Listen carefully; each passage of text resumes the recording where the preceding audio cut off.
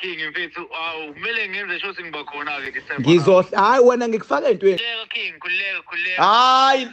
Hayi lento obuyenza lapha ya kodwa ngayeka phela ngoba ngabona le yakho no 2+2 ngabona ukuthi bafowethu ngani zakwethu niyazi ukuthi ngeke nidayise nabakwethu nini ngingiwakwenu nani enza njena ke njengamanje mawukusuku lakho lokuqala lancotho wenze sure ukuthi uyasubscribe uyashare uphinde comment wenze sure ukuthi ivideo elinde iziphele ebese comment okuyikhona khona kule video engiyifakile level la ekhona futhi la kuma video wami asezansi ngikhuluma khona ngithi uGwajo akavela axolise ku South Africa asho ukuthi yena always about i-content ku social media into emlethile i-content yabo njengamanje abantu abaningi bangiphikisile bathi ngathi sengithengiwe alright angiphiki indlela okuzwakala ngawo nami vele mangikhuluma igcina konke ufuna sigcina sithatha iside kuzwakala ngazo ukuthi ngithengiwe noma kukhona indlela okubukeka ngazo ukuthi mhlambe mina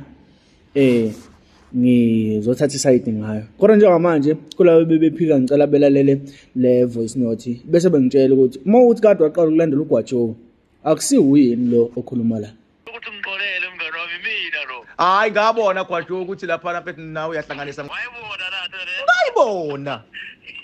ngayibona Yayikhabe yimi lado le. ngabona ukuthi wena ungqondongqondo Wajabula ngathi mina hayi mina sezinto phela abantu abazokuhlonipha ngayo.